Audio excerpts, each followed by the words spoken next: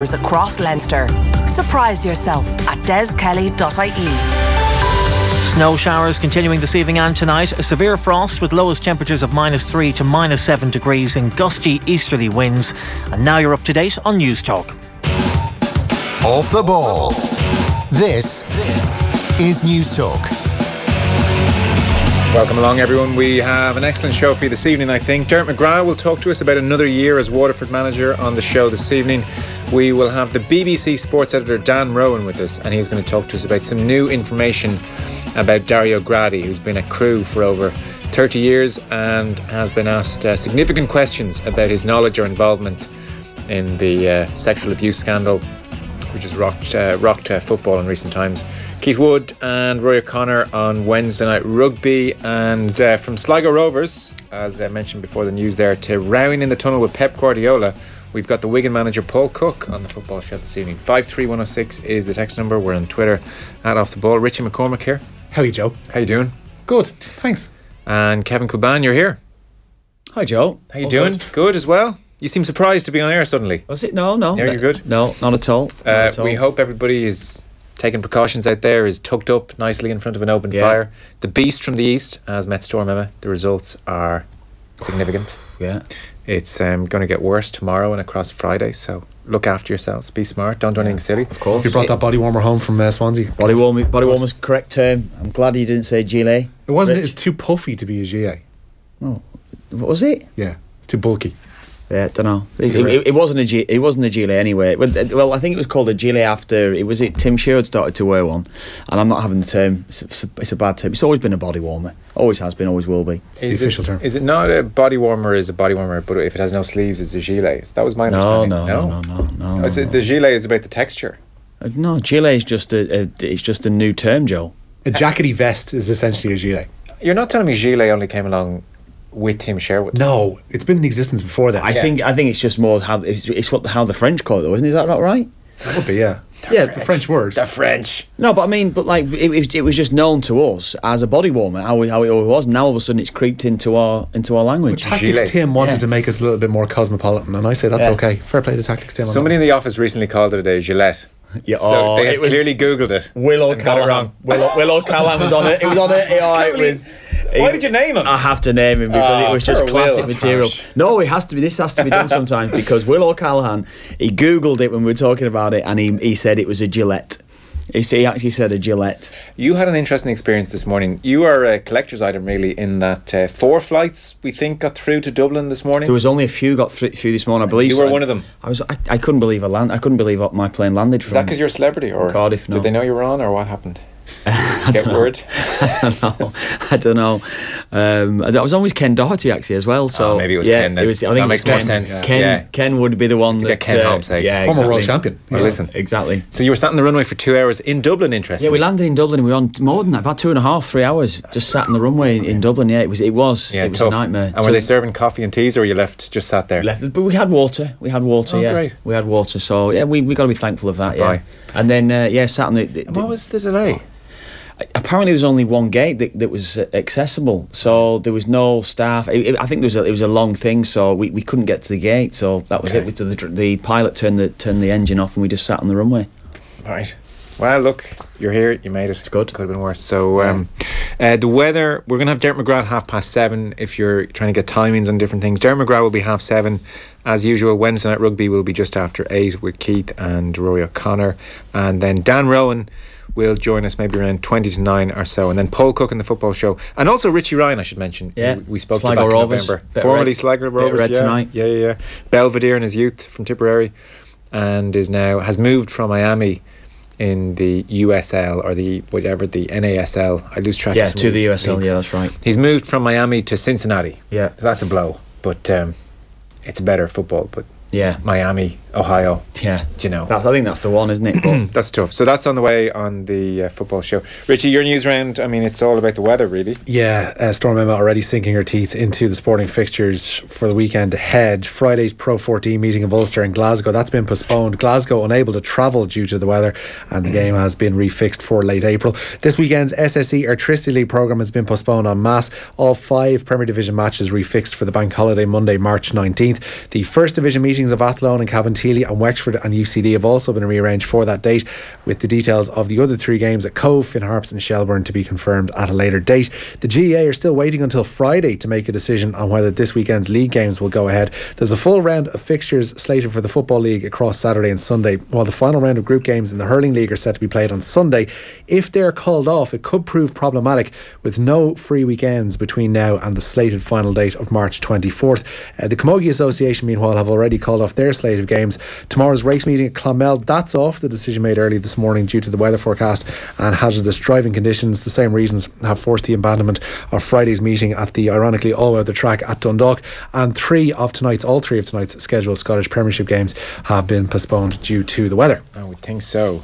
Lads, gilet is French for waistcoat, says somebody. And lads, the 2-bar heater is broken. No! But watching you online, the warm colour tones coming from your studio are keeping me toasty, says Stephen in Limerick. Good You've man, gone t-shirt Stephen. only and red, so you're kind of warming up people. Stephen, just by feel proxy. the warmth, Stephen. Feel the warmth. Not to make anyone feel out or feel anyone feel awful about it, but literally this studio is the hottest studio around as well, isn't it? So we are roasting in here as well. Well, there's a reason, Stephen, watching at home, that you can see us, and it's because more lights than you would suspect are blaring down on us right now. That's what's going on here. Not that we're complaining. Oh, you've changed, John. You have changed, honestly. TV man. Oh, yes. I was going to say something else. Showbiz. Keep it clean, Joe. What was it? I'd like to help you out, but we don't have access to your brain here. I think it's gone. You okay? Gone. Do you want me to continue? It's very frustrating when that happens. And come back to it. What's 4 you won't pass you, Joe? That's my ma always says. Chris Farrell. Rugby related. Yeah. No. Yeah, well, listen. Yeah. Has to be, doesn't it? No, it's gone. Nothing worse. Actually, nothing worse. Plenty worse. Well, okay, I'll accept that. Chris Farrell's been ruled out for the rest of the season. Munster confirmed today the centre suffered an ACL injury during Ireland's open training session yesterday at the Aviva. Farrell is to undergo surgery before beginning his road to recovery. Staying with Munster, and they've moved to replace Simon Zebo, signing fullback Mike Haley from English Premiership side Sale. The 23-year-old qualifies for Ireland through his maternal grandmother, who hails from Tralee. Haley has signed a 3-year contract and will report to the province at the end of the current Premiership season. Lads, listening to you boys in the wireless and watching an open fire on Netflix, says Tom. That's class. That's heaven. That's heaven. That's great stuff. There's going to be someone who has those scenery channels, you know, like in Back to the Future 2, whereby they have the screen pulled down, they're just looking at a fire. Yeah. They're just sitting there going, this is nice and toasty. Have you ever watched the open fire on Netflix? Yeah, on YouTube a couple of years ago. Yeah, Stuck it on. It didn't. I mean, I have as well. It doesn't do much for me. Yeah, I did it Christmas Day a couple of years ago. I have to say that. Yeah. I did. Yeah. Yeah, I did.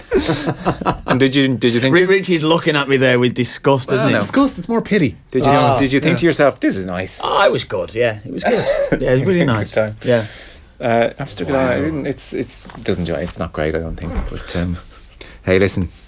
Glass of red wine, staring at the telly, the fire. It doesn't get much better than that, does it? It's brilliant that they have it there. It's brilliant that they have it there. It wouldn't justify the €7. If you don't have a fire, Rich, you've got to create a mood. Create the mood is correct, Joe. That's Go what on. I'm looking for, Now we're getting deeper into the situation. Oh, right. So Keith Darcy says, Joe, quick heads up, a body warmer with sleeves is called a jacket. Good point, well made, Keith. Joey Carbery says he'd like to play his rugby at inside centre. The 22-year-old has featured at full back for Leinster this season and has been back about half to Johnny Sexton with Ireland. Carbery feels he could be deployed as a second kicker at 12 alongside Sexton. I'd like to be at 12. I'd love to be on the pitch as well, so if that means playing at 12, then I'm more than happy to. Playing outside someone like Johnny would be pretty easy, and that makes my job a lot easier, I suppose. I haven't played 15 with him at 10, so like 12 would be quite cool, and I'd like to see myself as more of a Matt Giddo style of 12 if I was to play rather than a crash 4. You can hear more from Carbery on tomorrow's OTB AM on all your social media channels from 7:45. Joey features in Canterbury's Rising Strength video series, which you can check out on Canterbury's Facebook and YouTube channels. I should let you know, we have what I think will be a very enjoyable Wednesday night rugby next week. Buccaneers is where we're headed for. We're going to the Heartland, the rugby heartland, the middle of the country of Athlone. So it'll be Wednesday night rugby in association with Heineken Rugby Club. We are headed for Buccaneers Rugby Club Wednesday the 7th of March.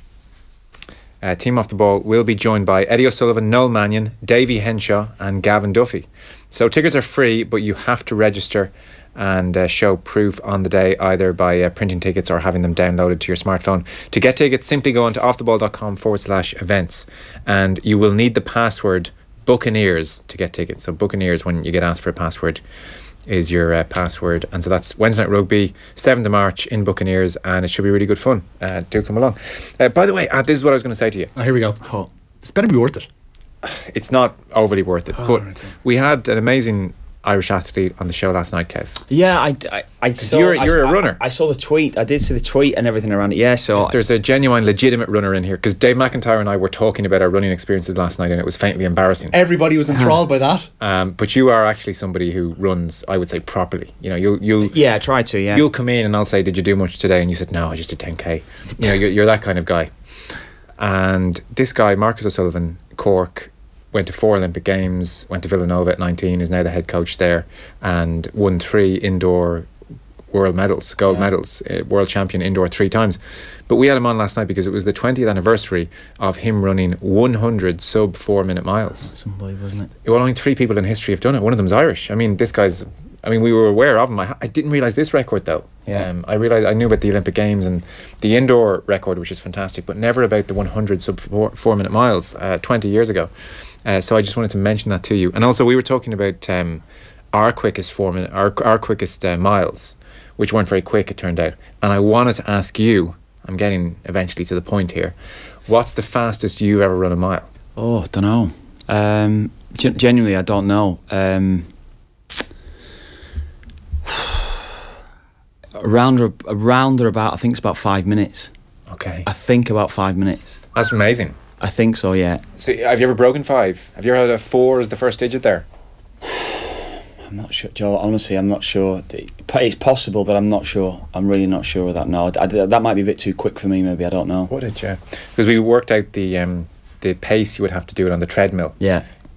And most commercial treadmills in your gym don't. They don't do it. 24.14 is what you need to hit for it's the 4 unbelievable. minutes. You realise that the pace when you see on treadmill, but you look at the likes of the marathon runners, and literally you set the pace to 20 odd, 23, 24, and you just do that for 26 miles. Yeah, and it's scary. It is amazing. It's just scary, yeah, when you put it in those terms. Anyway, that was my forgotten point, which I wanted to check. Yeah, so was I a bit harsh on Will O'Callaghan mentioning him for earlier on? Was it? You mentioned it again now. Yeah, sorry. So about 5 minutes is what you've done.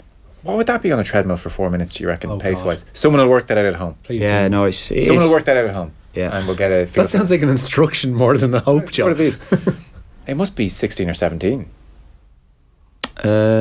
Pace. Could you sustain that for 5 minutes? You could. I used to do. Oh yeah, I used to do a 9-minute run. It was like a 9-minute 3K or something like that. It was. A 9-minute 3K. It was, yeah. That was like a quick. That was a quick run. It was a good blast doing that. Yeah. Well, then you'd have no trouble hitting 16 for 4 minutes. Long-limbed, an athlete, lean, all that kind of fit, all that kind of stuff. Clean living. We know. Let's not go there on that one. Where are we going next, Richie? Russia's Olympic ban lifted today by the IOC with immediate effect. It's despite 2 of the country's athletes failing doping tests at the Winter Olympics in Pyeongchang, where they were competing under neutral colours.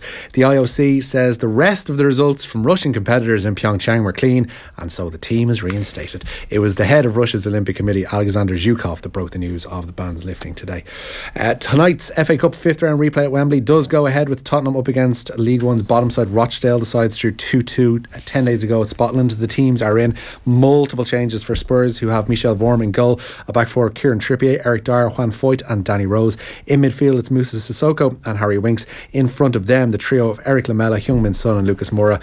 In behind Fernando Llorente, Harry Kane, Dele Alli and Christian Eriksen all on the Spurs bench. Former Ireland underage international Joe Rafferty and former Cork City defender Ryan Delaney both start for Rochdale tonight, who show one change from their 1-0 defeat to Wigan on Saturday. And one last story. We're going to bring you this full Arsene Wenger press conference, or certainly 2, 3, 4 minutes of it on the football show. Things got a bit heated. Obviously Arsenal, just what they need, will play Man City tomorrow. Yeah, Arsene Wenger even says he's amazed that he has to answer questions about his future as Arsenal manager.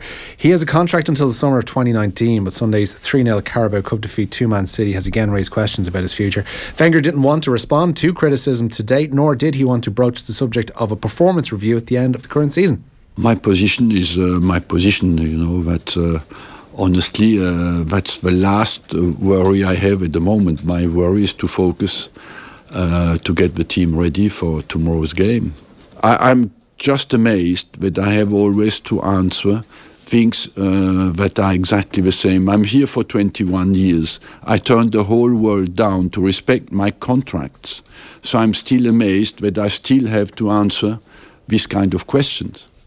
I know that sounds quite self-righteous, but actually, as you'll hear later on the football show when we play more of it, it got very heated, and he was really being poked a bit, I felt, from the journalist, and it was a big back and forth, and, well, can you just clarify your position, Arsene? Yeah. What's your position, and are you staying on? And he said, look, there's nothing changed, and but will you say that?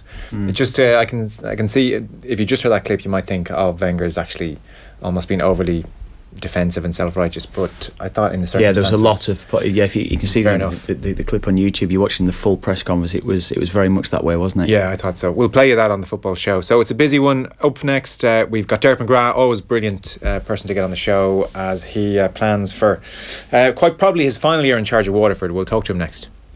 Off the Ball on News Talk in association with Air. Don't miss live Allianz League's GAA action this month on the Air Sport Pack, the home of Irish sport.